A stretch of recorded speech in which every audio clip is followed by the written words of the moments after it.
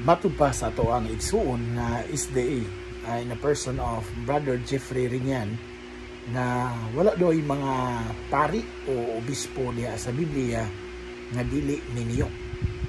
Buot ba niya pasabot nga kining atong mga pari dili connected sa mga pari o obispo nga gisgutan sa Biblia, kay ang mga pari o ang obispo mga minyo man, matud pa niya tanan kuno tanan, no?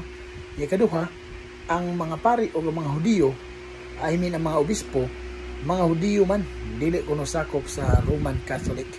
Iya pa yung gigamit ang word nga pagano, dili sakop sa paganong Katoliko. Mga isuon, atong i-debunk, ato naman yung i-post, pero ato lang baliko, no? Sipyat kay ang pag-ingon nga walay pari nga dili minyo diha sa Biblia. Kay si San Pablo mismo ni angkon nga siya dili minyo diha sa unang Korinto City bersikulo 8 ngadto sa 9. Si San Pablo miingon nga alang kaninyo nga dili minyo, mas maayo nga magpabilin kamo nga dili minyo sama kanako. Ngano man nga dili magminyo mga isuon, unsa may katarungan ni San Pablo nganong dili magminyo, matud pa niya sa unang Korinto City 32 ngadto sa 34 ningon siya, kay ang tawo nga dili minyo makahatag sa iyang tibuok panahon o sa iyang tibuok kinabuhi ngadto sa Dios, makaalagad siya. Kay ang tawo manggod nga minyo magkapuliki siya sa kalibutanon, tungod kay maningkamot man siya nga magpahimuot ngadto sa iyang bana o baka sa iyang asawa. Apan wala na kong giingon nga dautan ng pagminyo gani sakramento man na sa simbahan.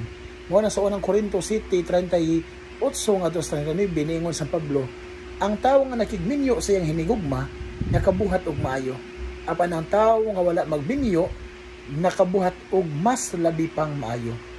Diya sa Mateo 19:12 giklaro man ni Kristo nga adunay gyud mga tawo nga dili magminyo tungod og alang sa gingharian sa Dios. Mo nang bulahan kita nga adunay tay mga pari nga misakripisyo sa ilang kaugalingon nga dili magminyo aron nga ang tibuok nilang kinabuhi ilang ikahalad ngadto sa Dios. Nga mo gamit na po sila mga issue regardless sa mga issue, no? Basta kay ang punto diha mga isuon klaro nga sila ni-offer silang kinabuhi aron ihalad ngadto sa Dios. Ikaduha nga punto, si San Pablo pari man to, Roma 15:16, no? San Pablo nag-alagad ingon nga pari. Nga matud pa niya ang mga apostoles katong mga pari, mga obispo sa Biblia, mga Hudiyo man to, tinuod lagi na. Hudiyo man sila at first. Sila si San Pedro, mga Hudiyo man na sila. Pero sa dihang gisunod sila ni Kristo, nahimo silang mga Kristiyano. Nahimo silang Kristohanon. Diya sa buhat 11:16, unang gigamit ang word nga Kristohanon ngadto sa Antioquia. Ug sulagma nga diha sa sa 106 AD, pinaagi ni Saint Ignatius of Antioch, iya pong unang gigamit ang term nga Catholic mga isuon. So dito sa Antioquia, gigamit ang pulong nga Kristohanon. Mga gigamit ang word nga Christians. Nahimo ta mga Kristiyano tungod kay nisunod man ta ni Kristo. So sipyat na po ito iyang giingon nga ang mga apostoles dili Kristohanon na unsa.